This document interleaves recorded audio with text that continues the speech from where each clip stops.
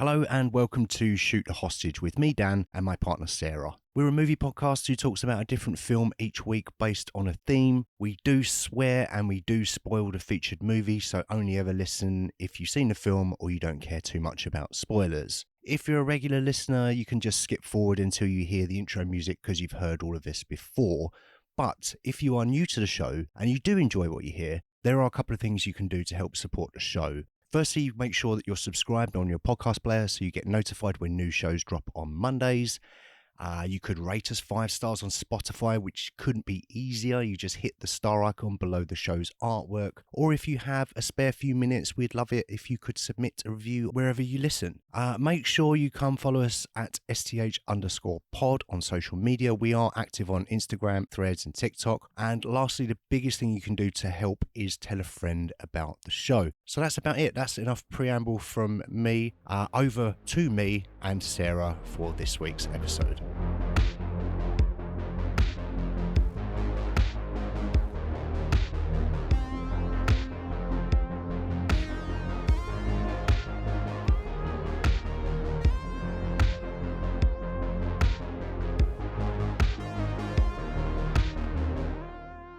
We are in the tail end of our Nicolas Cage season. Thank God. No, not thank God.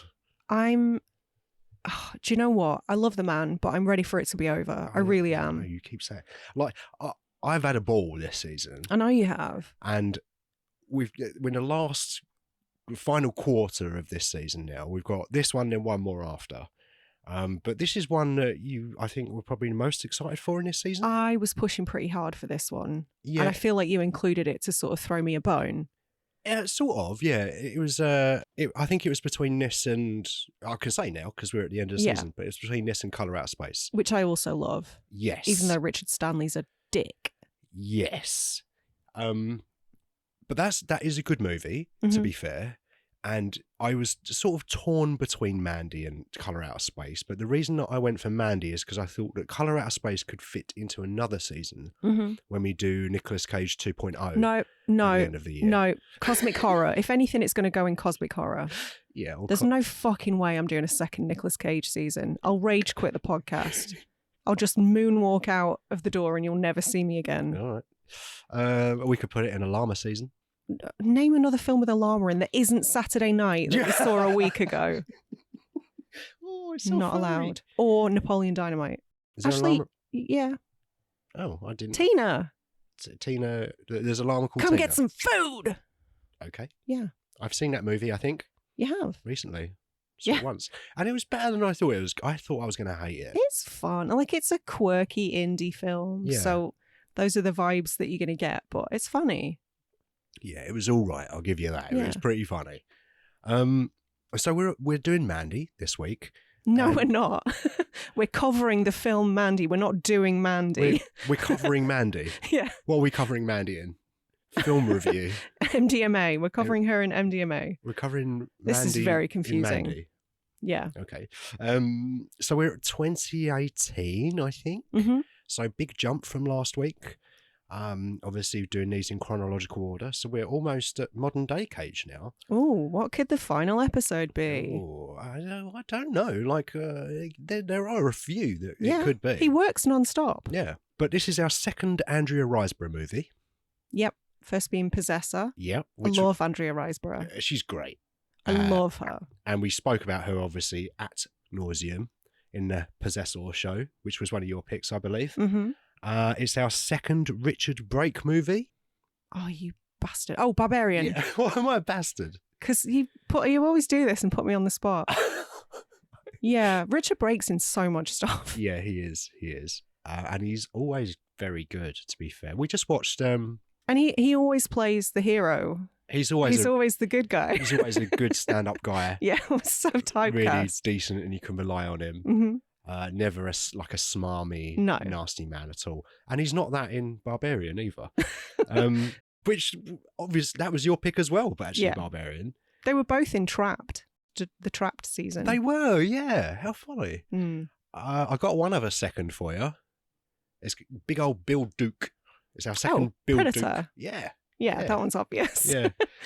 Yeah, which I completely forgot that he was in this movie. Yeah. He's barely in it, to be fair.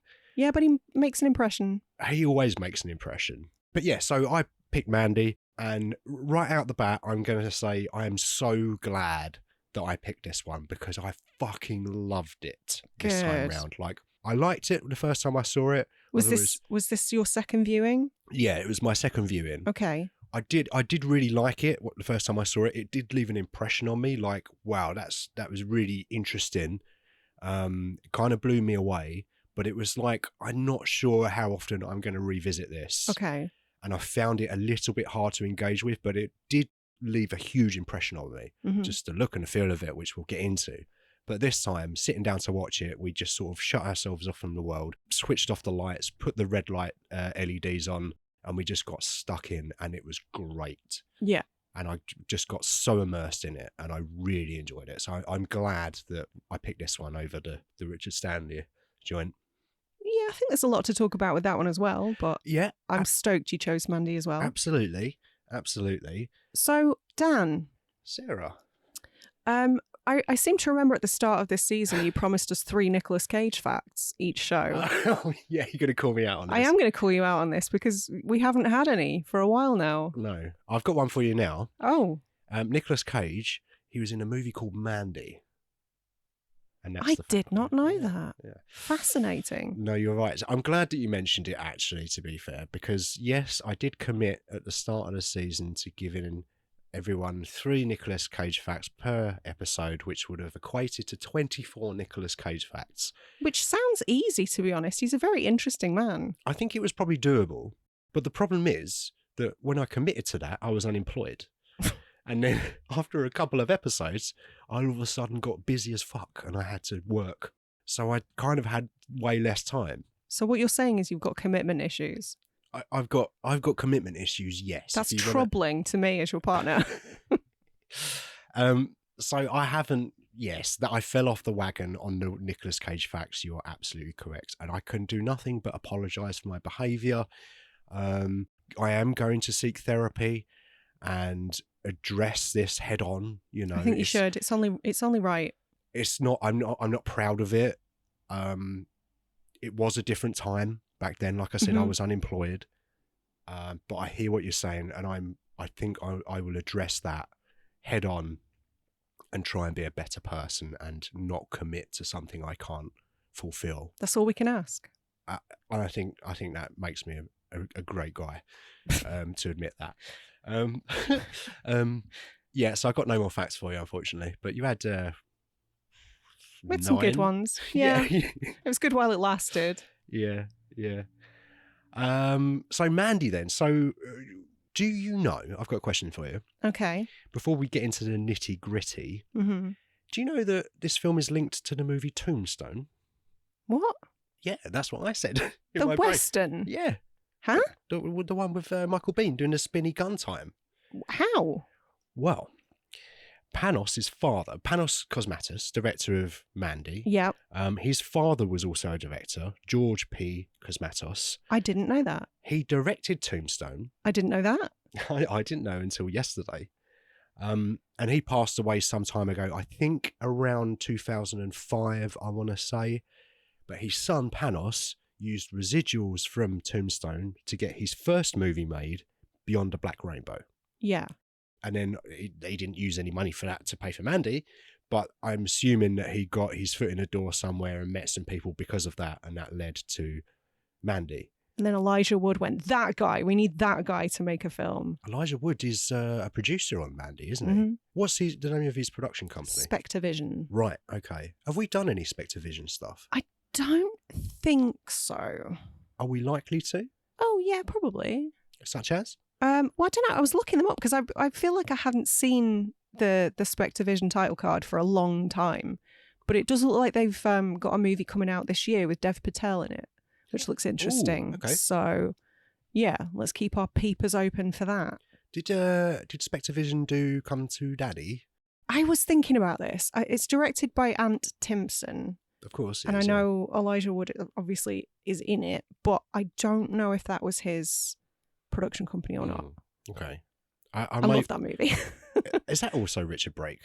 No. It's the other Stephen one. McHattie. Yeah, I always get those two mixed up. I love think. Stephen McHattie. He's got the best voice. I know you do. You're a Pontypool, perfect casting. Pontypool's great. Yeah, very good. I just want to say very quickly. Yeah. Has anyone checked on Panos Cosmatos recently? Is he okay? Well, in what way? Well, I say this because about 15 minutes ago, I just got done watching Beyond the Black Rainbow for the first time. Oh, you watched it? I did. Great. What the fuck? What the fuck? I think I loved it. Right. I think I loved it. But also, what the fuck? Interesting. His brain works in very interesting ways. In mysterious ways. And his films are so slow and like painfully slow in this particular case, but also fascinating and cerebral and almost like, do you ever watch a film and you're like, I have no idea what just happened. I must watch it again immediately. Does that ever happen to you? Usually, like, the first part happens all the time. Yeah. But usually when I'm very confused, I'm like, I can't be bothered to think about that again. I think I sort of take it as a personal affront, and it's like, no, I need to figure this out. Yeah. This movie just called me dumb, and I have to put a stop to this. Yeah. I've got to watch it again. That's very you. Yeah, fascinating film. Interesting. Very visually akin to Mandy, I suppose. He's definitely got a style.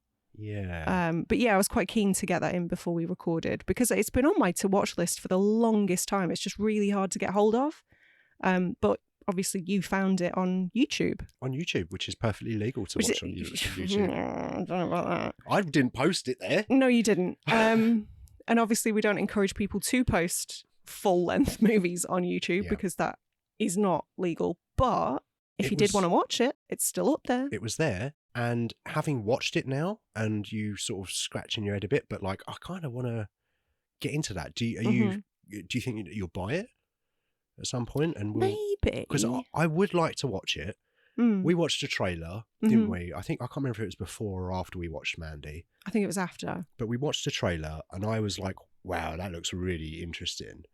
And I started watching it on the train on my way home from Twickenham the other night. And I got about 4 minutes in and I thought, I can't do this. I think that was probably the right call.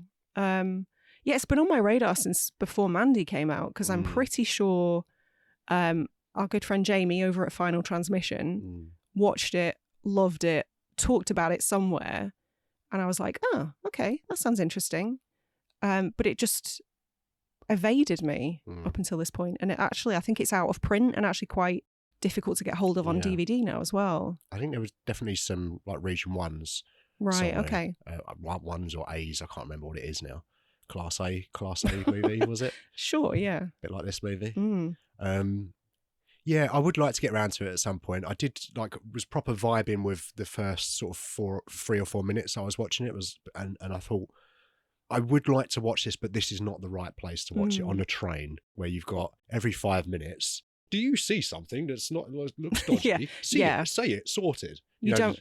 Do you know what? I think there were moments when I had the Beyond the Black Rainbow on TV, and I would look at my phone because I was sort of still kind of in the thick of Mandy research, and then I would look up, and there was a bald man coming out of a black and white hole covered in sludge, and I was like, did I pass out for a minute? So yeah, I definitely need to watch it again. It's not a film you can half watch by any means. Is it? I kind of got from the trailer in the first 4 minutes that I watched, kind of got like Cronenberg vibes from it. Is it very much early Cronenberg? In terms of modern horror, kind of also brought to mind things like The Void and Come True. Yeah. In the realm of that kind of borrowed nostalgia. Just really interesting, really interesting. And I think would serve as a really good primer for Mandy if you hadn't seen either. Can you see, because from what I saw of it, I can see that they're both directed by the same person. Oh, it looks yeah. like they are. Like, can you see like a through line between the two movies? Does he step up his game in Mandy? Yes, I think so. Mandy's certainly a much more polished film. I imagine it had way more of a budget. Yeah. So there's that. Yeah, but, Tombstone money didn't make it, so... Yeah, true. Kurt Russell was not involved in Mandy. that we know of. Maybe he was. Yeah. That was set in 1983, wasn't it? Along Black with Rainbow. Mandy, yeah. Along with Mandy. Mm. Yeah. I wonder what it is about that year that he seems to vibe with so much. I'm not sure. He's definitely... He definitely likes to explore nostalgia. Mm. So I imagine it's probably got something to do with just the era that he grew up in. Yeah. And that sort of childlike imagining of things. Yeah. Certainly a love of horror. Yeah, I would say so. There are some references in Mandy to other horror movies.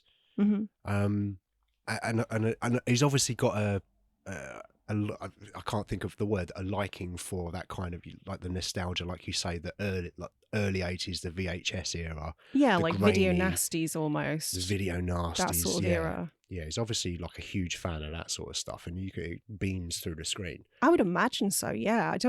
I can't imagine anybody would make a film this gnarly if they weren't drawn to that sort of thing. Mm. Like you see some directors just kind of falling into projects like dramas or romance films or thrillers, but people don't necessarily fall into like gory stuff. Yeah. Without there being a passion for it. Yeah, true. That's true.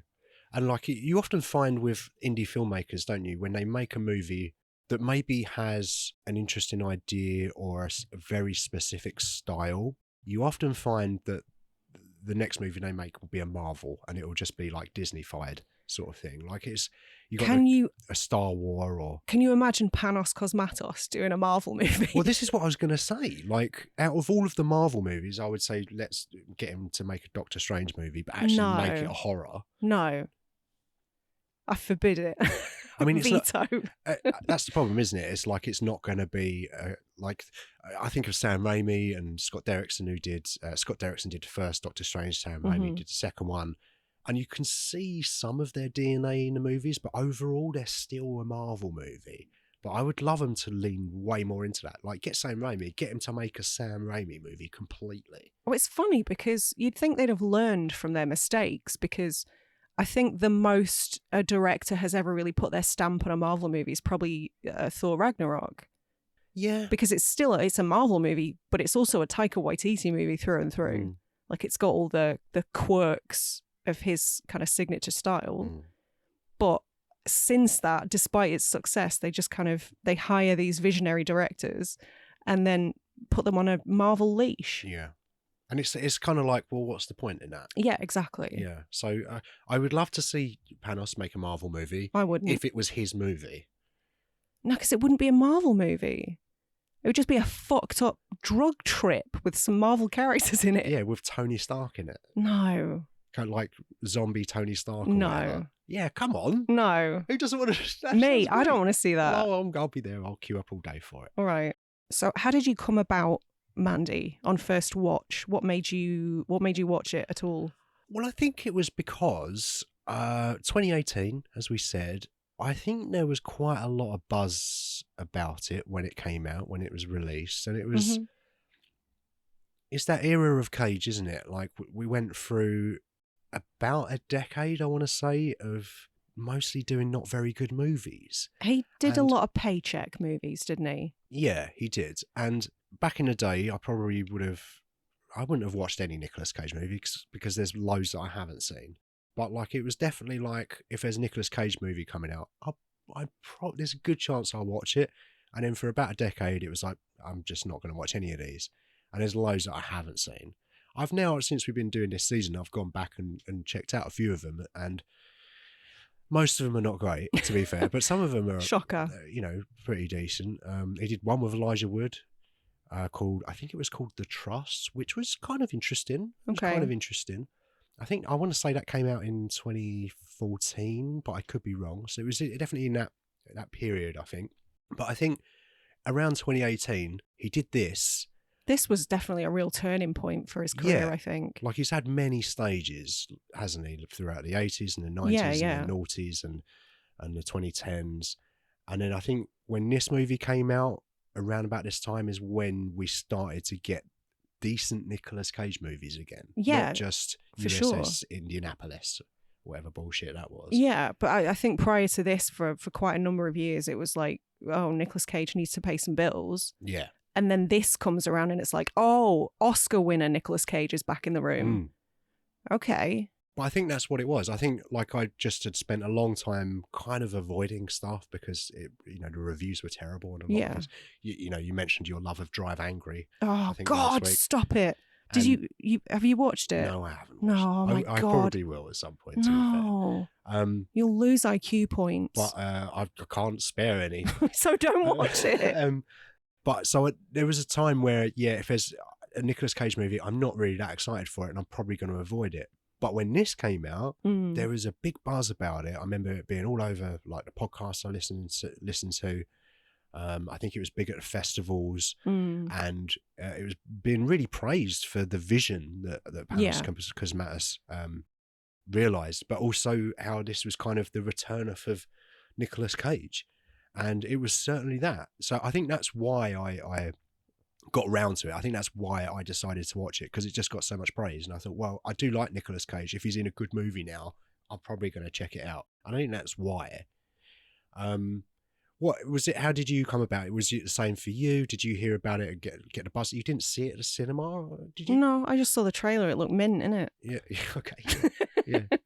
No, I must have seen this maybe 4 or 5 times now. Wow. I've even covered it on a podcast before. Yeah. Which I listened to the other day. I did not. I find it mesmerizing. I think it's a real sort of hallucinatory breakdown of a movie, and it just takes you on this bizarre journey, and the visuals are just next level. And it satisfies the horror fan in me. I mean, I love a revenge film anyway, I do. Yeah. I'm always kind of more inclined to love revenge movies. And I think a big complaint that I have, which this film doesn't escape, is that so many revenge films, basically the conceit is man and partner are very happy. Man's partner gets raped / murdered / dismembered, whatever.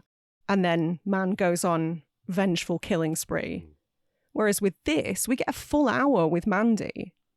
We get to know who Mandy is. And I love the character. I love everything that Andrea Riseborough brought to this role, like just the kind of tranquility and the calmness. It really sort of, you miss her in that second half. But yeah, I think this film sort of did that better than most, because it wasn't just a, here's the wife, 2 minutes in, she gets shot in the head. Yeah.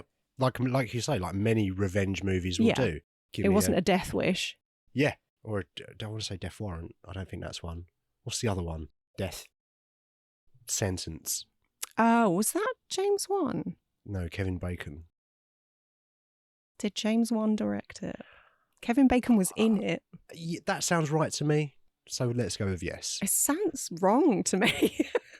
No, I think he did. Okay. It's a weird one for him, but yeah, that's in my brain for some reason.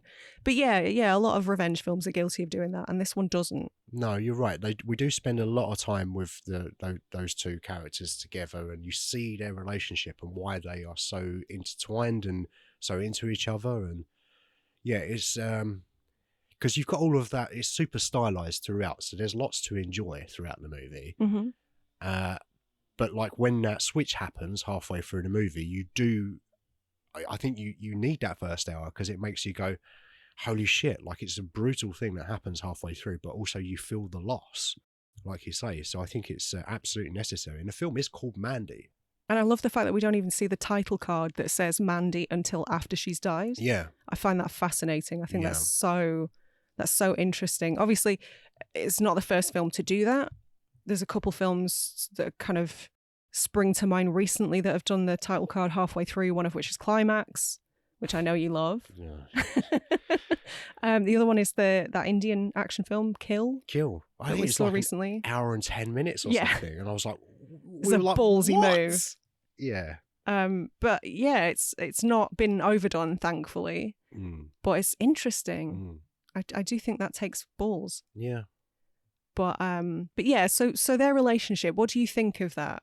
because, as you say, we're sort of introduced to them quite quickly. We do spend a bit of time with them, both separately and together. Do we? I mean, he's a lumberjack at the start, so he's chopping down trees. He's not a policeman this time. No. Thank God. No. He has got some range. He does handle some weaponry. He does, though, yeah. so, He makes some epic which is weaponry. Fucking cool as shit. Yeah. Yeah, I don't recall them really being apart in the first half, I must admit. Well, there are certain scenes, like she's working in what looks like a local store or a gas station or something. They're apart when we first meet them because he's on a job. She's at home. It looks like she's kind of a self-employed graphic artist. She sort of does these fantastical graphic artworks, which are pretty cool, I've got to say. And as you say, he's a lumberjack. So it's funny because this is something that I've talked about quite a lot on various podcasts over the last decade plus. So forgive me for being a little bit of a feminist broken record, but this film kind of exemplifies that whole notion of men destroying and women creating. And I think that's sort of super clear in that opening section when we see their job. Like, she's kind of at one with nature. She's creating these beautiful artworks. He's chopping down trees. Yeah. So in a literal sense, it just sort of exemplify that. Yeah, I hadn't thought about that. That's interesting, yeah. But it definitely explores gender roles quite a lot in that regard. There's so many layers to this film. I bet there's 1,000 layers. Do you know what? Like, I haven't thought about it in a thematic way. Okay. It's just something that I just watched and really dug and was into. And I've been thinking about it, but more just like, oh, that looked cool, didn't it? Mm-hmm. I haven't really thought about it much more than that. So never fear, I have 7 pages of notes. Great. So we're relying on you for all of the intelligent stuff, and I'll just go, these fucking aviators were great, weren't they? I like the bit where he was screaming in his pants. Yeah. I like the bit when he was drinking vodka from the toilet. Well, not from the toilet. It was in the bathroom because he's an alcoholic, I guess. I love those touches, though. Perfect filmmaking, show, don't tell. Yeah. Well, there's a bit right at the start where they get in a chopper and his mate goes, do you want some beer? Yeah, and he's like, nah.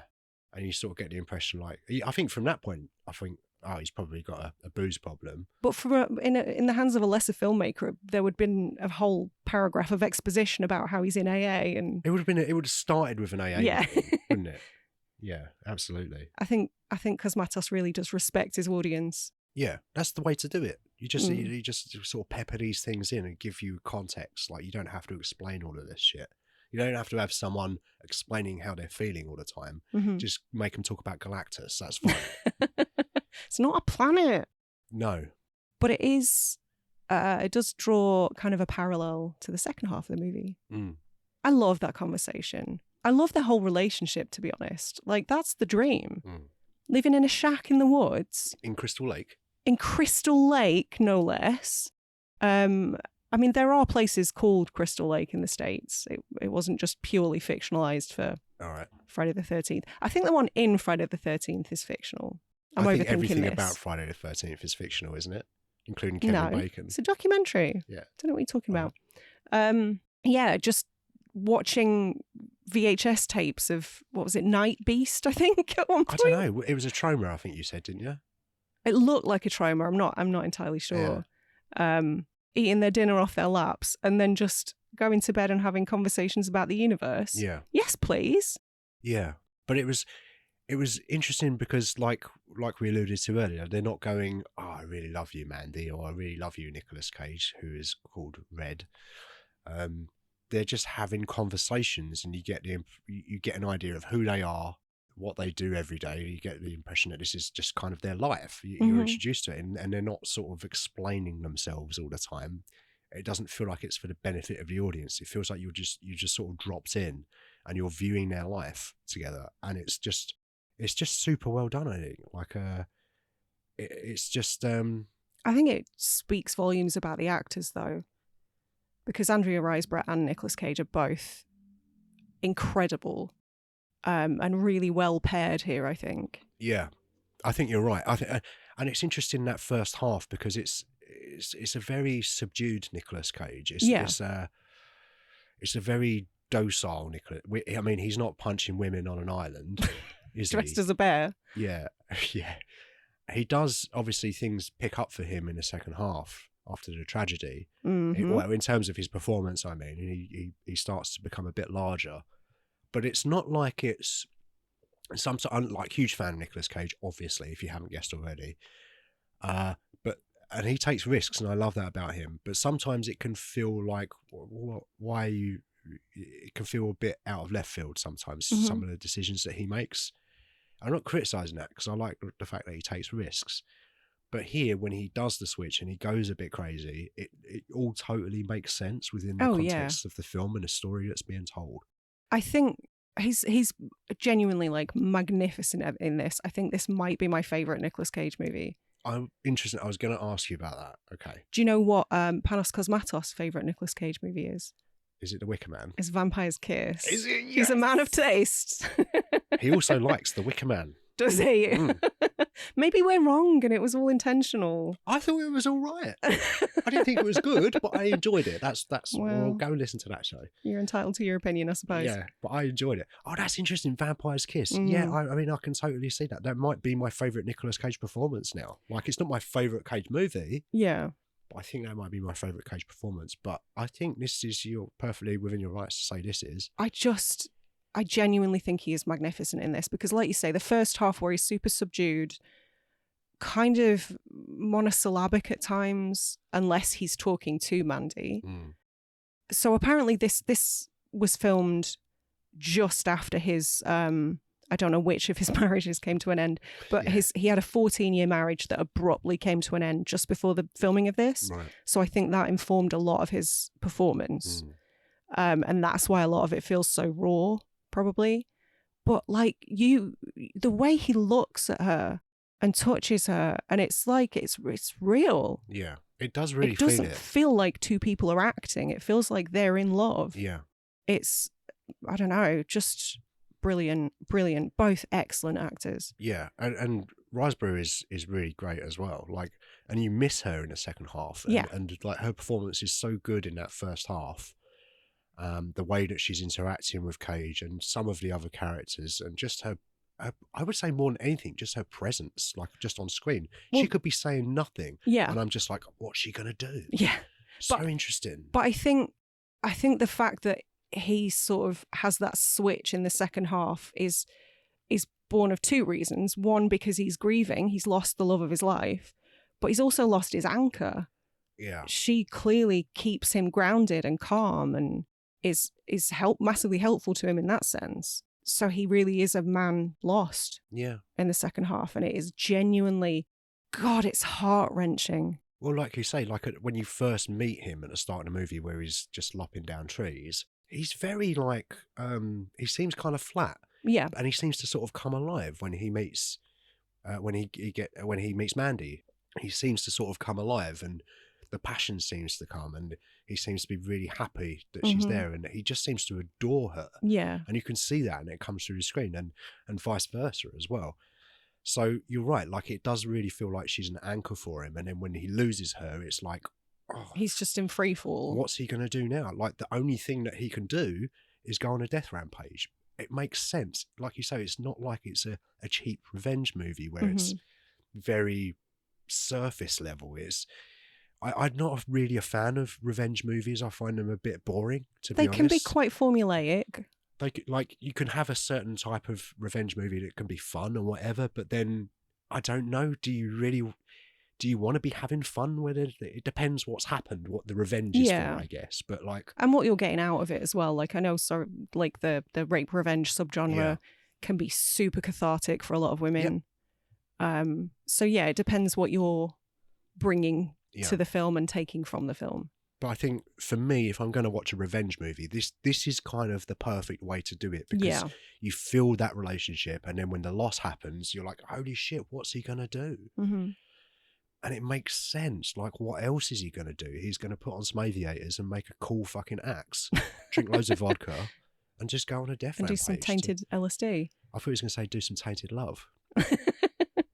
Do some karaoke. Yeah, do some karaoke, yeah. God forbid. But but I love some of the choices in the style of the characters as well, because he's very much like, he looks like a lumberjack.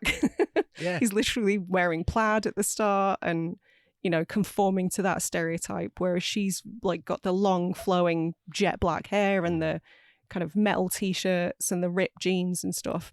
And on face value, they look like a really mismatched pair. But somehow it works brilliantly. And I love some of the stuff like the scar on her face. We don't get a backstory. Yeah. But there are hints of maybe some abuse in her past, and that's maybe why she's quite quiet and can appear a little bit withdrawn. Maybe she's done some work on herself, and that's why she sort of appears to be at peace a lot of the time. Yeah. And is quite self-possessed. She never wears any makeup, and I read in between the lines, I sort of wonder if that's to deter male attention. Because maybe, you know, again, there was some abuse in the past and she's trying not to attract the wrong sort of attention. But yeah, just those little things that on the face of it, you wouldn't even notice. But I think everything's just slots together perfectly. Yeah. There's that really interesting conversation, isn't there, as well, again, when they're in bed. Oh, about the starlings. Yeah. Like, really difficult to hear, but she's explaining this story to Nick Cage, I think, for the first time. But what I like as well is he's not saying anything. He's just letting her talk. He's not, like, trying to fix her or make things better. He's just listening. And you get more backstory from her through that story, like you say. Did you know that Cosmatos originally wanted Nicolas Cage to play Jeremiah Sand? I heard this. I can't get on board with that. I think this is a different movie. Yeah. I mean, firstly, who are you casting then as Red? I can't imagine anybody else now. James McAvoy. Actually, that could work. Do you know what? Having seen him in that Speak No Evil remake kind of recently, getting all rage-filled, I don't hate that. Yeah, I sort of was trying to make a joke, but then as soon as the words came out of my mouth, I thought, actually, yeah, that's... And he's a good actor. He's great. I think he's really good, yeah. But it would be a different film. It would be. But yeah, I heard that too. I heard that Panos originally wanted him to play... not Julian Sands. What did you say? Jeremiah Sands. Jeremiah Sands. Jeremiah Sands, yeah. Who's played by Linus Roach. Yes. Brilliantly as well. Like, I will say that if we had Cage in that role, we wouldn't have got this Linus Roach performance. No. He's not in it a lot, but I think he plays it absolutely perfectly. Snivelling, petulant little toxic man boy. Yeah, exactly. Charles Manson-esque. Yeah. Failed musician. Yeah. But yeah, apparently Cage was like, no, I want to play Red. Yeah. And I wonder if... I think it was because his relationship had ended that was one of the reasons why he pushed for that role, because I think he felt he could bring more to it. I do think he has a slight resistance to playing villains. Okay. Nicolas Cage as well. I remember, I don't know if we talked about it in our Face Off show, but originally I think he wasn't keen Yeah, I on remember you playing saying. Castor Troy role. But when they explained the plot to him, like, well, actually, you're going to swap faces with John Travolta, he was like, okay, I'm in. That's interesting. But he's so good at being the villain. I think so. Like, my favourite part of Face Off is Nick Cage at the start. Yeah. I would love, like we talked about in that show, like I kind of wanted more of that. Yeah. And he's a dick in Bad Lieutenant. Yeah. He's kind of the villain in that. Yeah, you're absolutely right. He's not a good guy in that movie. So, yeah, I mean, if he played the cult leader, I think maybe we might have stepped into maybe overacting territory. Maybe that would have been tempting, but I think you're right. I think probably given that he had the relationship issues, he probably thought, well, actually, it might be quite cathartic for me to play this role where he loses his great love, and he would have something to draw from and something to bring to that performance. And it obviously worked because you feel everything in the movie, and I'm sure that all of those experiences that he had at that time fed through to his performance. Yeah, I'm glad that he went for the Red. I'm glad that he lobbied to go for the good guy role. The good guy role, yeah, I suppose he is. Yeah, ultimately. Yeah, I mean he's kidding. He does some bad stuff, but like, who can blame him? But no one that didn't deserve it. No. There's not one death in this movie that you're going, do you know what? Maybe he shouldn't have killed them. Yeah, agreed. He lets the tiger go. He lets the Lizzie, female cult member go. She's the only one that doesn't get an on-screen death, so it's sort of assumed that he lets her go. I assumed that he let her go, because she seemed she wasn't in it much, but the short time that you spend with that character, it seems like she's not really into it. Like, and she's been held, brainwashed and brainwashed, probably held against her will to some degree. Like, what's she going to do? Is she going to escape? She was probably kidnapped. Like, I think the intention when I hate Julian Sands. I can't. Jeremiah Sands, when he sees Mandy and he becomes obsessed with her and tries to bring her into his cult. I guess his intention is to have her as part of this unit. Oh yeah, he just wants an acolyte. That he can look at. That he thinks is nice to look at. So I guess that was his intention with that. That's what the situation was with the other character, but the other character didn't do what Mandy did, who is one of the best scenes in the movie. Agreed. By the way, when she gets kidnapped and not Julian Sands. Don't do him like that. Can't. Jeremiah, when they drug her up, they do that weird thing with the insect in the neck thing. That's horrifying. Like, all of that drug stuff is fascinating, by the way, like really super interesting. When they do that and she's off her tits and he's sort of saying like, look, I'm Jesus, I'm the best thing ever, you have to worship me, here's my penis, and she just laughs at him. It's a really powerful scene because, like, yeah, it's terrifying. Like, you're in that position, you'd be terrified, but she refuses to submit. And that just shows the strength of that character. And she pays a terrible, terrible price for it. Well, it's the embodiment of that phrase, isn't it? That quote, men are afraid that women will laugh at them. Women are afraid that men will kill them. Yeah. Which is literally what happens. And I'm scared I'm going to attribute this to the wrong person, but I believe it was Margaret Atwood. Right. Who wrote The Handmaid's Tale, which would make sense. But yeah, just the absolute embodiment of that quote. But oh God, he deserved to be laughed at. He deserved to be taken down a peg or two. It was fantastic to watch, but then you know where it's heading and it's just gutting. Yeah. It's like, yeah, that's the right move in that situation. Well, it wasn't even the right move. It was just, she's so authentic and self-possessed. Yeah.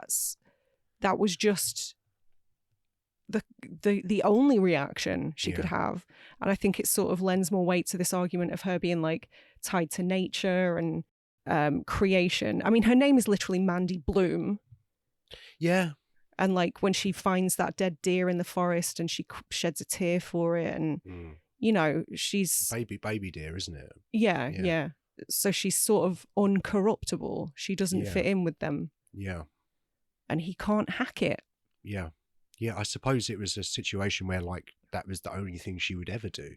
In that situation, given. I mean, this is a guy who's wearing robes that are identical to Spock's robes in Star Trek 4, by the way. Are they? Literally identical to, intentionally. That's interesting. Listening to, like, he's put on a record of himself singing a song about himself. And then he gets his dick out as though she's going to be impressed. And he talks about how special he is. All this self-aggrandizing bullshit. What woman in her right mind wouldn't laugh at that? Yeah.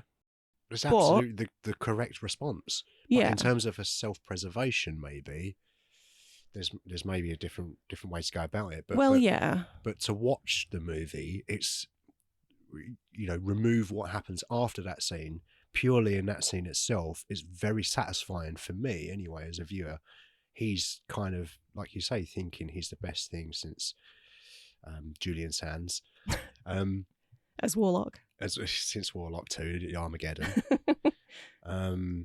He puts a record on of himself, and it made me think of that the scene in Barbie where he's we're going to play guitar at you. Yeah, for 4 hours. Yeah, it made me think of that. But just a really perfect scene, and like really interestingly done visually. The switching between the faces. There's so many shots of like tight close-ups of faces in this, but I love that where it's sort of blending back and forth between his face and her face. And like they've both got these big dark eyes and it's hypnotic. I was thinking about that, and I think I thought about this the first time I watched it. Like, super interesting close up on faces. Everyone I think is off their tits because their pupils are like planets. Yeah, of course. But what is the significance of the morphing of faces between Mandy and Jeremiah Sand? Like, because they do look very similar, right? In a way. I don't know if that. I don't know if you put the two actors together. I couldn't tell you if they actually look similar or not. I don't think like you wouldn't look at them and think they look strikingly similar. Yeah. But I think maybe it's just more that the effect is so well done that you don't necessarily notice what's happening until it's like, oh fuck, it's not even his face anymore. Yeah, but what do you think the relevance of that is? Like, why were they morphing into each other's faces while he's talking?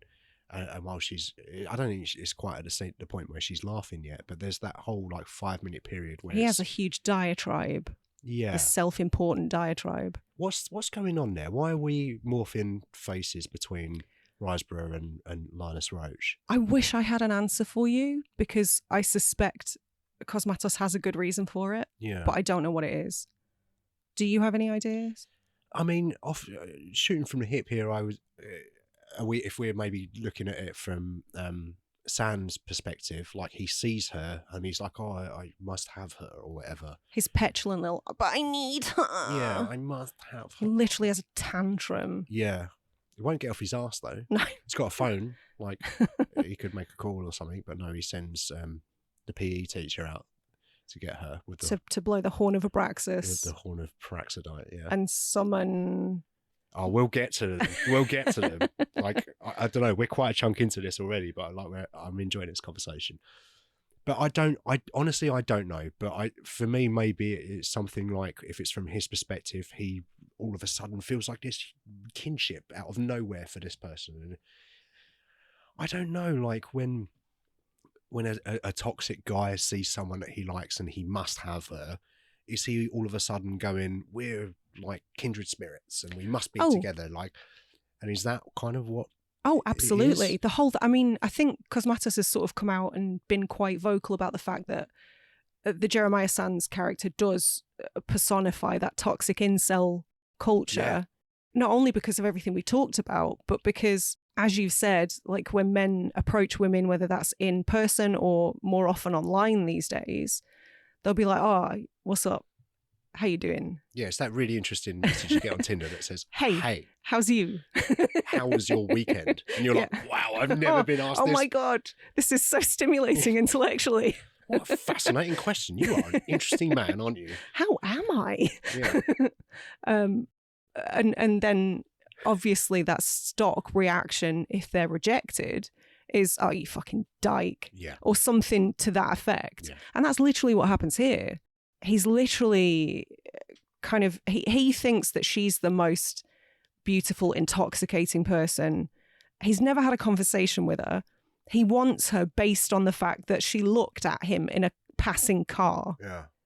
That's it. He has no idea if they've got a thing in common. And when she outright rejects him, laughs at him no less, he literally calls her an ugly whore. Mm. It's like, well, you don't think that. You didn't think that 5 minutes ago. You're just lashing out like a baby. Because he got rejected. Yeah. And it's just absolutely hitting that incel culture on the head. Yeah. And then obviously that leads to the most difficult scene in this movie, where they have her in the Hessian sack and they hoist her on the swing or whatever it is and set fire to the bag. Like, it's horrible. Like, the bag's not moving at the start, and I kind of am hoping that I don't want her to be dead, but I don't want her to be burnt alive. And they make Nicolas Cage watch as well, and they tie him up to the fence with barbed wire. Thinking about his reaction to that just gave me goosebumps. Mm. His acting in that scene, I think it's sort of the sound kind of fades out. Yeah, it's very quiet, yeah. And you can't even hear him, but the anguish on his face, oh my God. I'm very glad that they decided to not have the audio of him in that scene. Because I did wonder, and only because I was so immersed in it, but only because we were thinking about it for the podcast, and specifically in the context of a Nicolas Cage season and analysing his performances. But I did wonder if maybe we'd heard the actual sounds that he was making, it might have been a bit much. But the fact that they kind of muted him, you didn't hear him, you just saw his facial expressions and his anguish. Oh my that was God. really powerful, I thought. It broke my heart. Like, I almost cried with him. And it's probably, I would say that scene is probably the hardest to watch in the entire film, but almost bloodless. It's like the least gory, but made me want to hide behind my hands the most, which is interesting, just by what's implied. Yeah, but it's like we said, it's that whole first half of the movie where you really like these characters and you love their relationship and you think they're perfect for each other. He's watching the love of his life disappear in front of his eyes. Yeah.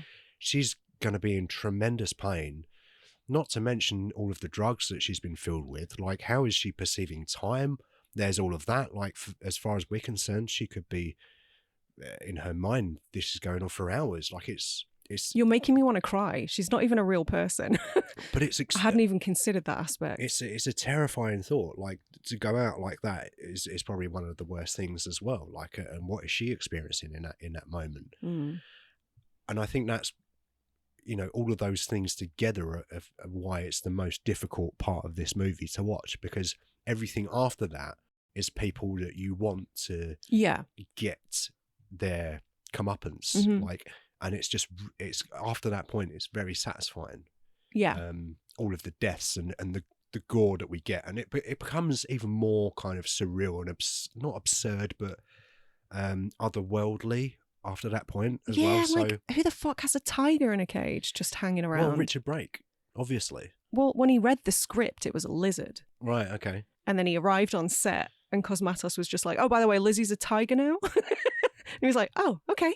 So you're going to change my contract then, are you? Because I feel safer with a snake than a tiger, my man. So like the death of Mandy, that's kind of marks the halfway point of the movie.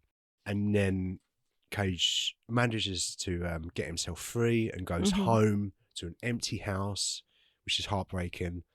And then it's very strange because we had that scene with him that we spoke about where you don't hear any sound, but the anguish that we see in him.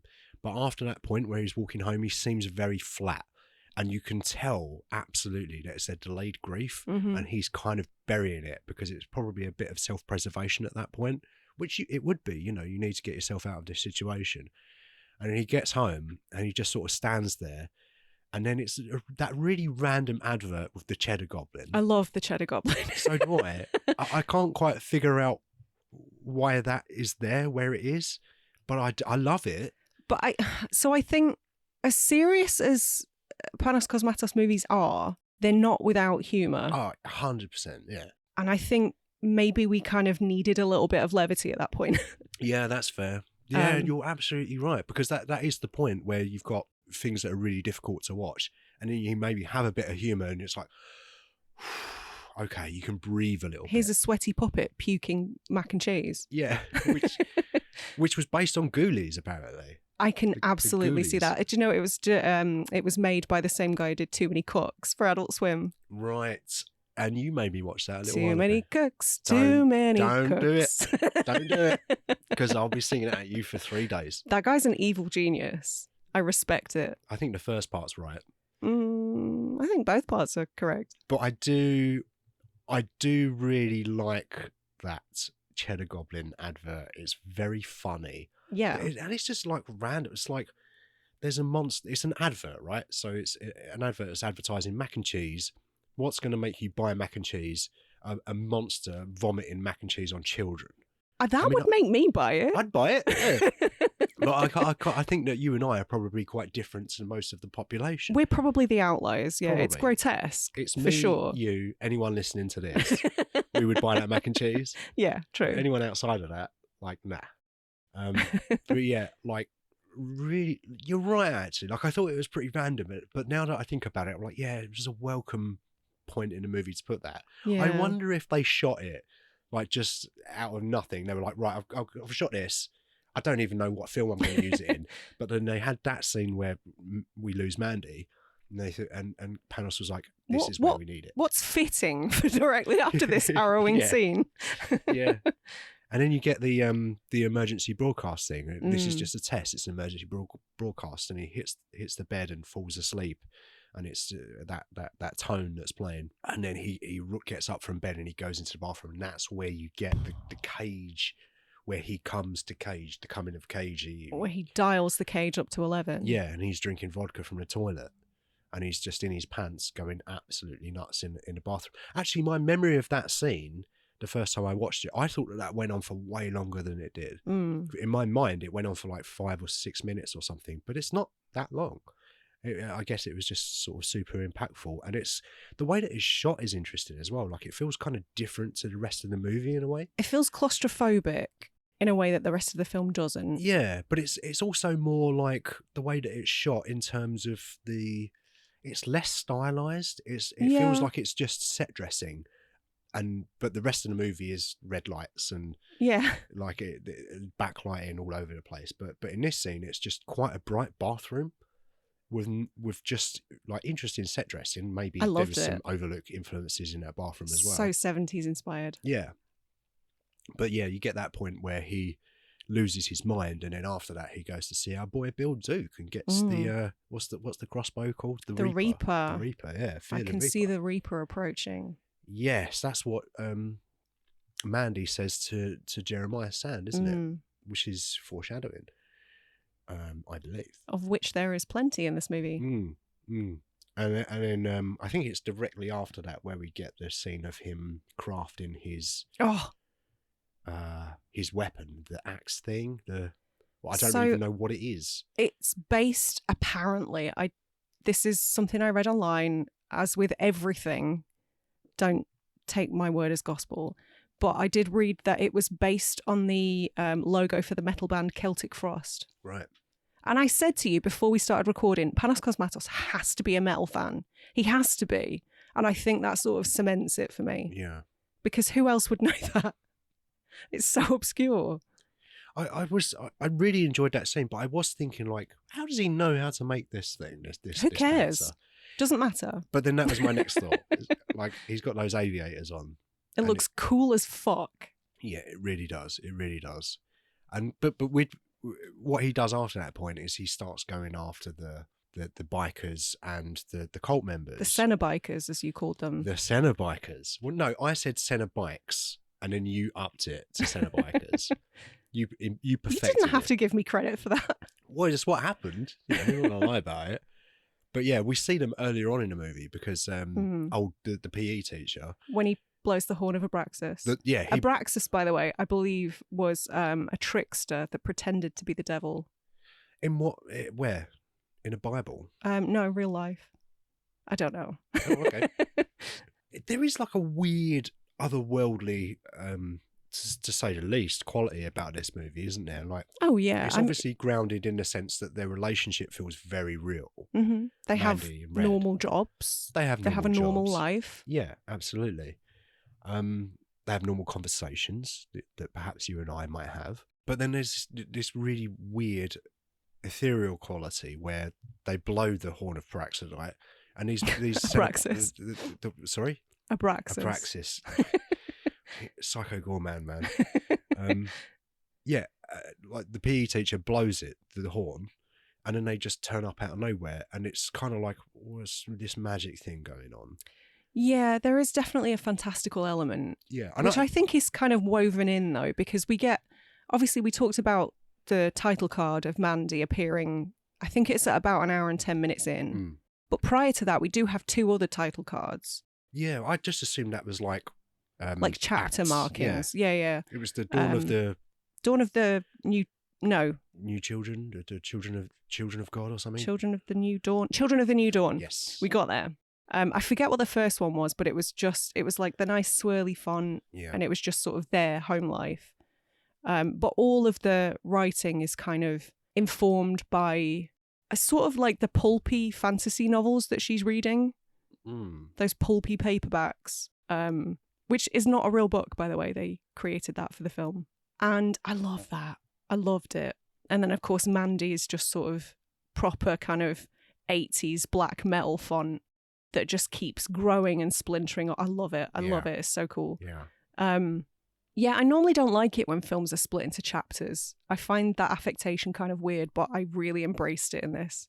I don't mind it. I think it probably depends on the project, to be honest. Yeah. But I think in my mind, I find it quite nice the way that my mind sort of organises things. Like Because it's it quite splits it up into easily digestible chunks manageable for chunks. you. Right, I'm like, that bit is over. Yeah. I can remember that bit for that bit. They don't all sort of blend into each other for one. And it makes it, especially when we're talking about things, I can, and perhaps you have, I don't know, in some movies you have 3 acts, right? So, you know, it's quite useful for me in situations like that. But yeah, when we get to that point where he starts going after the Cenobikers. I mean, they're like, they do have a brief backstory about like the chemist, aka Richard Brake, took a dislike into them and cooked up some like tainted LSD and it sent them insane. But they're like demonic sadists. Like they are basically Cenobites. Yeah, there's definitely, like an S&M thing going on. Yeah, there. that line between pleasure and pain is definitely very blurred, as our friend Bill Duke kind of implied. He does. He has some knowledge about them as well, doesn't he? And so I missed the part where obviously I figured out that Richard Brake had supplied all of this. I don't know, this bizarre acid situation to these bikers. Goop. The goop. Is that what it's called? The goop? No, it just looked goopy. It does look It's goopy. horrible. I bet it tastes goopy as well. Yeah.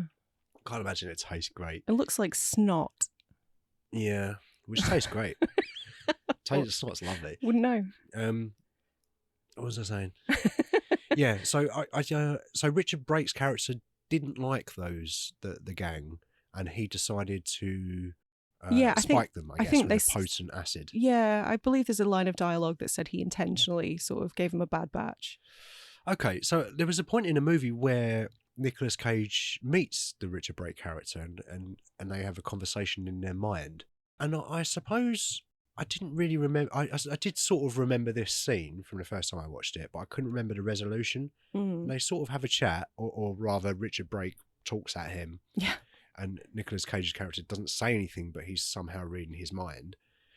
And I don't really get what the point of that scene was. Maybe it's not criticism, but I just was like, why is this here? I'll be honest, I agree. I think that's probably the only scene that I can name that I could have done without, that I think the film could have done without. I thought Richard Brake was very good in that He always scene, is. and it's very visually very interesting. You've got all of the the stuff that's going on the floor and the tiger and all of that. And he's got his pinny on. Yeah, and it's and that's it. That's all he's wearing. So it was interesting, but I just was like, well, firstly, like, how did Nicolas Cage know to come here? Like, I suppose that's not really relevant in a film like this, but I was thinking, well, I suppose get his address. So the purpose that Richard Brake served was effectively towards the end of the film tell Red where Jeremiah's cult was based, where their church was. Okay. Right. I think that's why he went to him, because he wanted that information. Because he took out the Cenobikers first, didn't he? He did one with the... I hate those guys. The Cenobikers? I hate them. But I think they're fantastically realised. But I hate whoever came up with that spiky penis. Yeah. That is... I've seen some shit in my day. That is the worst thing I've ever seen on film. Ever. Because the fucking images that conjures. I mean, just before you see the guy with the spiky penis, you see a man kind of bent over a bed with blood on his nether regions. And then it kind of pans to the Cenobiker with a bloody spiky penis. And it's just, we don't even need to see it. Yeah. That's too much. It's already too much. No, thank you. Yeah. And I'm like, I have a strong stomach. Yeah. I didn't enjoy it, don't get me wrong, but I did think that all of that stuff was super, super interesting to see.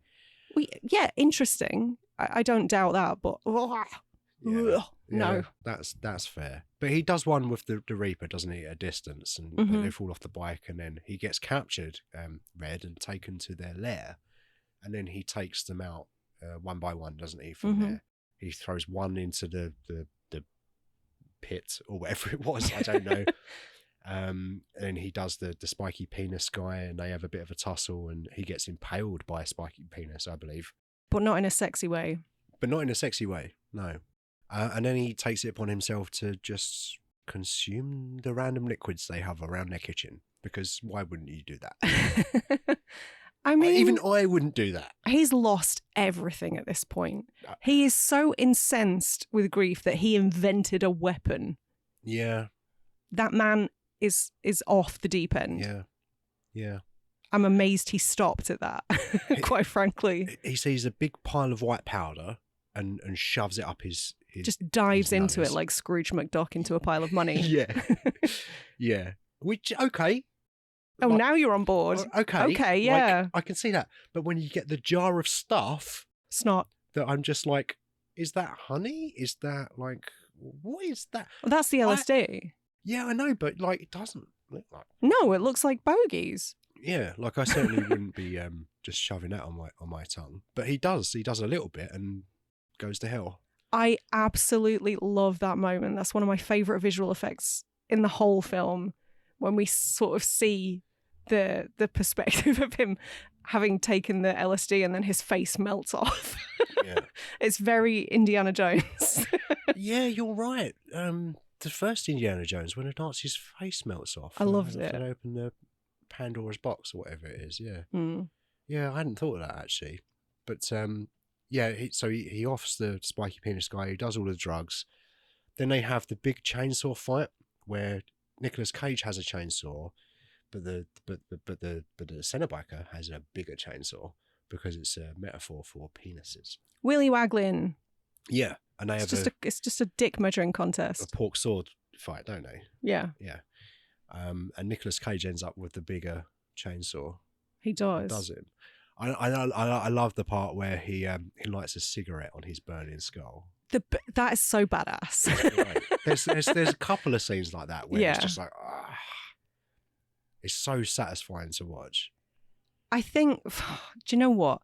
For all the meanings we're trying to derive from this, I think maybe what you said at the start is right, and it's just a cool film. Obviously, there is a lot of meaning here as well, intended meaning and, whatever the viewer derives.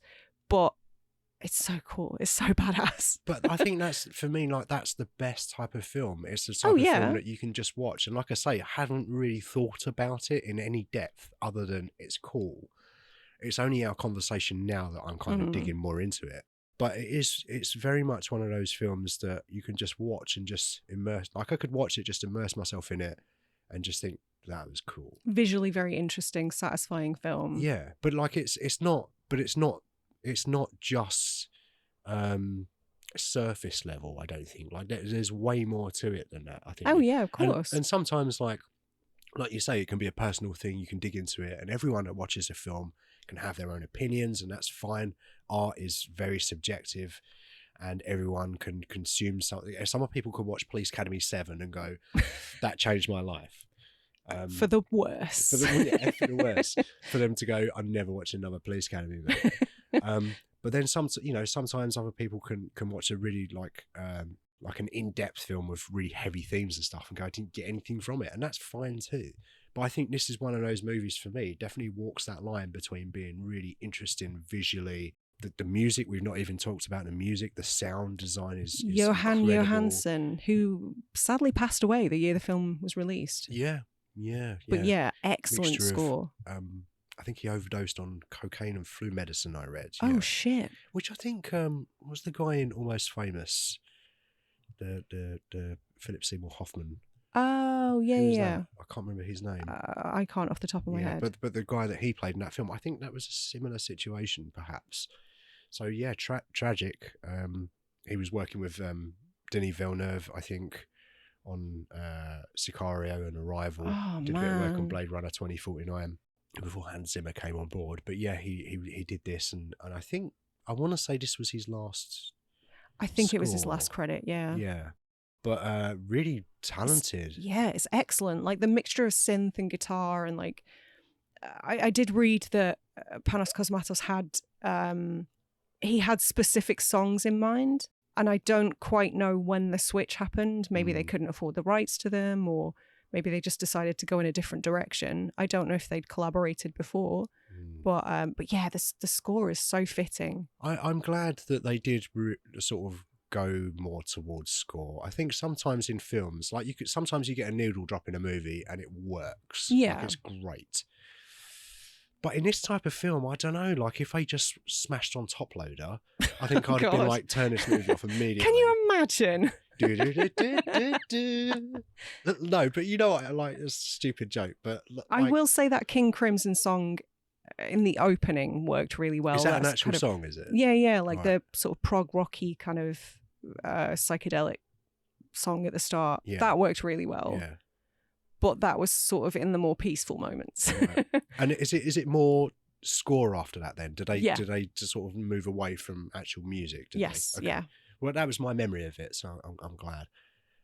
Yeah, I thought that particularly for me, the more synthy stuff, like less the prog metal stuff, which is less my jam, but the synthy stuff was just, I loved it. And it totally fitted in with that, like the era it's kind of trying to emulate as well. Yeah. It really fitted in with the look and the feel and the vibes of the entire movie, particularly in that last half. What about the climax? Well, I suppose we're at that point now, aren't we? Because he's done away with the Senna bikers, and which I don't know, like I suppose you have to get rid of them first because they're the muscle. But in a way, like once he's gotten rid of them, it kind of feels like, well, there's not really any peril after that. Because if he can take them out, there's no way that Jeremiah Sandham, the PE teacher, have got any chance of taking out Red. But it's not a massive complaint. I suppose at that point you're just kind of like thinking, I just need to see them get their comeuppance. But I do like visually where it's kind of set. It's not, is it a quarry or something? It feels like it's a quarry because it has like the winding road going down to the triangle house. I believe it is a quarry. Honestly, if I had a £1 coin for every time one of my favourite modern horrors ended with a triangular building on fire, I'd have £2. You would have £2. Yeah, I was gonna say. Which is not a lot of money, but it's weird that it's happened twice. Yeah, that other movie that you're referencing had someone on fire with a bear costume on. Yeah, which. Also, Nicolas Cage was on fire in a bear costume. Well, no, they had removed the bear costume at that point. But then he was on fire. Yeah. After the bees got him in the face. But not in our version, but go and listen to the Wicker Man show. But I tried to do a bit of a dive on this because obviously triangles are, having seen Beyond the Black Rainbow, really prevalent in Cosmatos' work. But also in horror films in general and in the kind of pop culture realm, and they're often associated with things like the Illuminati. Right. So I was like, why the fuck are triangles evil? I decided triangles are evil. And I couldn't find any sort of reasoning or general consensus. I did read somewhere that sort of the triangle often kind of represents stability. So when you flip it on its head, it kind of represents instability, I guess. And also there were some references to things like the 3-pointed shape being the Holy Trinity. Right. But I don't know. I'm stumped. There's something very arresting about the image of a triangle when it's used correctly. Like I think you mentioned the void earlier. That's when I think of triangle. I can't believe we're talking about triangles in movies. But like, well, they have that on their hoods, don't they? Yeah, but like I think about that cover and the t-shirts. You've got the Void t-shirt, haven't you? I did. Yeah. Oh, you got rid of it? I did. Oh, that's a shame. But yeah, there's something quite disturbing about it. Like especially if it's like a neon situation happening. Neon demon. There's a big neon triangle on the front. Yes, yes. It is weird, isn't it? Like I hadn't thought about that before, but it is very unsettling. Like, is it something about 180 degrees situated? Like, do we not know. Like? And what sort of triangle are we talking? Isosceles. Isosceles triangle. Are we talking Toblerone? Are we talking pyramid? Toblerone are known as being the most evil chocolate. Yeah. Although they did used to follow us on Instagram. Used to? Yeah, they stopped following us. So pricks. Did they figure out we were vegans? Yeah, I think so. Yeah.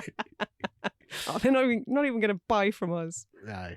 We don't want your overpriced airport chocolate. Yeah, it just hurts the roof of your mouth when you eat it. Like, it seems like a nice idea. You think that's interesting. That's not a rectangle. Let's put it in my mouth, and then you get a little like cut in the top of your roof of your mouth, and it hurts for like a week and a half. Overrated. And you regret it. Yeah. It's like, I regret eating that Toblerone. So they are the most evil chocolate. They are. They're shit, and I'm glad they aren't followed us. Fuck them. Yeah, like the other great triangle movie, Stargate, of course. But the triangles in that movie they're sometimes evil, but sometimes camels live in them or something. Yeah, that's what you took from that movie, was it? What happened in that? All I can remember from that movie is Bunny Way. All I can remember is Kurt Russell's terrible jarhead haircut. Yeah, awful. Great movie though. It is a great movie. We should. What theme are we going to get Stargate into? Let's finish Mandy first, please. Okay. Yes. So we get that. I can't believe that tangent we went on. You brought up triangles, so it's your fault. Well, I was desperate to know. But that's fair though. But it's just, I think, everything else aside, I think just visually it's a very arresting image, particularly when it's like in reference to a place of worship. Perhaps it seems unusual. Is it a place of worship? Is that where they are? That's their gaff, church, that's their home, yeah. That's their church. Mm-hmm. He thinks that he's God or Jesus or something, some sort of weird cult leader. I love Red's line of "I'm your God" now. It's great. It's great. And Jeremiah Sand kneels before Red when he gets in there, and it's very satisfying. Oh, he's just pathetic, snivelling little creep at that point, offering to give him head. Yeah. To if he'll let him live. Yeah. You see that, you see him doubt himself before that as well, which I thought was a good choice, because he is obviously someone that's deeply insecure. Oh yeah. And has created this persona in his head that he's this like messiah situation, not unlike Russell Brand. And it's interesting that you see those kind of switches between him. I do like that in that character. I hate the character obviously, but I like that the fact that you see him as a pathetic weasel human just and then fully switch emasculated by the end. Yeah, but then completely switch to this other kind of personality, and you can see the psychopathy in him really. And I think that's a very interesting choice, because you could quite easily just have him as a character that believes 100% in what he's doing, and he's just the bad guy. Don't get me wrong, he is, but I find it interesting that they show those kinks in his personality, that chink in his armor, or whatever you want to call it. Like, he's not really sure what he's doing. He just would like to believe that he's a god.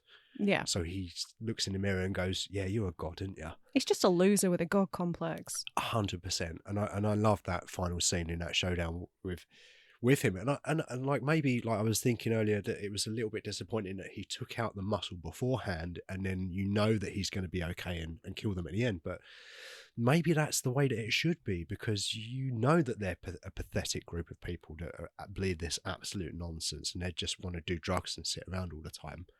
So maybe that's quite fitting that it was just, he got to that point and was like, you guys are no problem for me. You're just humans. Like, you think that you're serving this higher purpose, but you're really not. And actually, I'm just going to take you out very easily. I'm going to squish your head. I'm going to shove this pole in your mouth. Squish your head. Yeah. Mandy. What a movie, eh? Well, you've not even talked about the final frames. Go on, what's the... oh, yes, when Red is covered in red.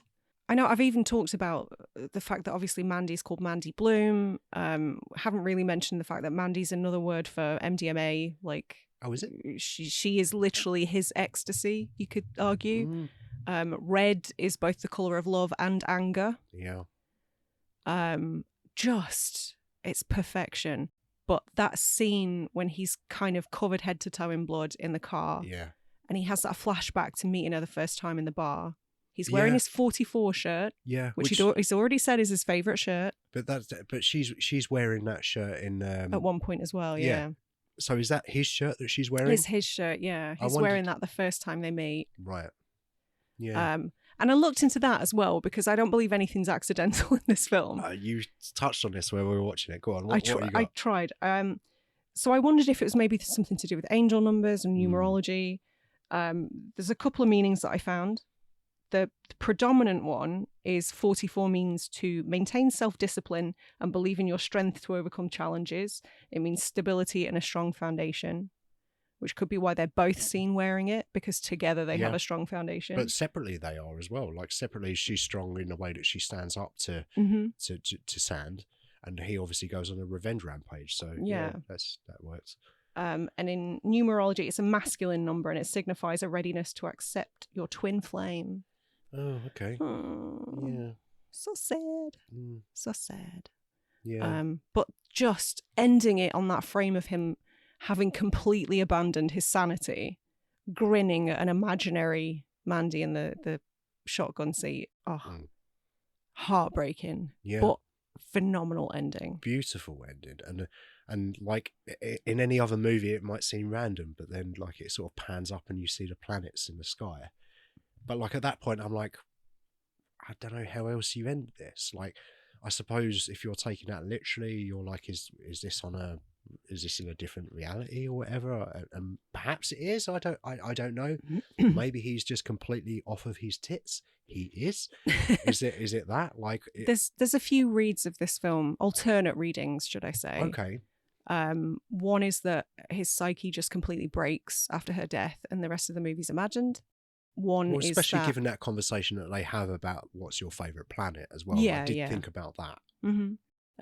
One is that he was killed by the bikers, and that everything else that happens after that is just sort of his dying final thoughts. Nope.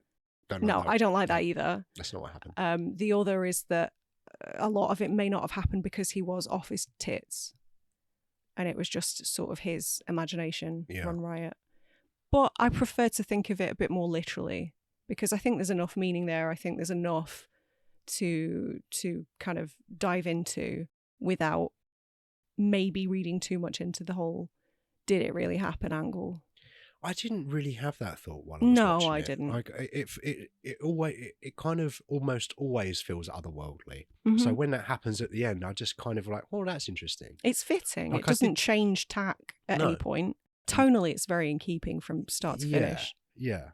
And it's like, I don't really need that explaining. It just was just a very interesting shot visually to end it on.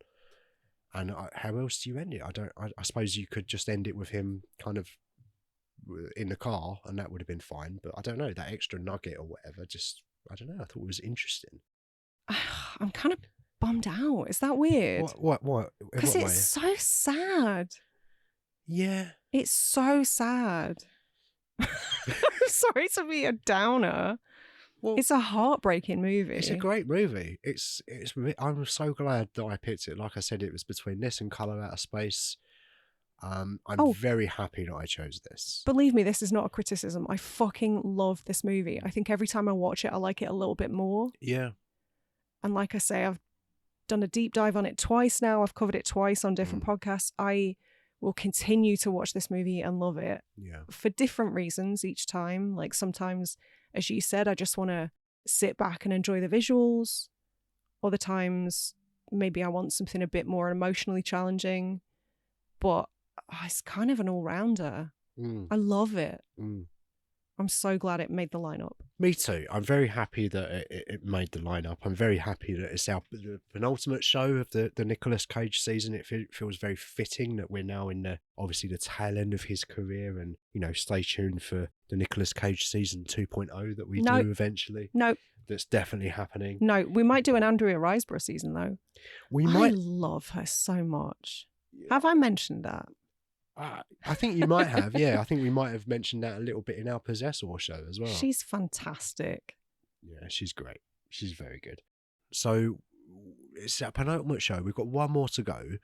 You said that this was it the film that bummed you out, or was it the conversation that bummed you out? What was?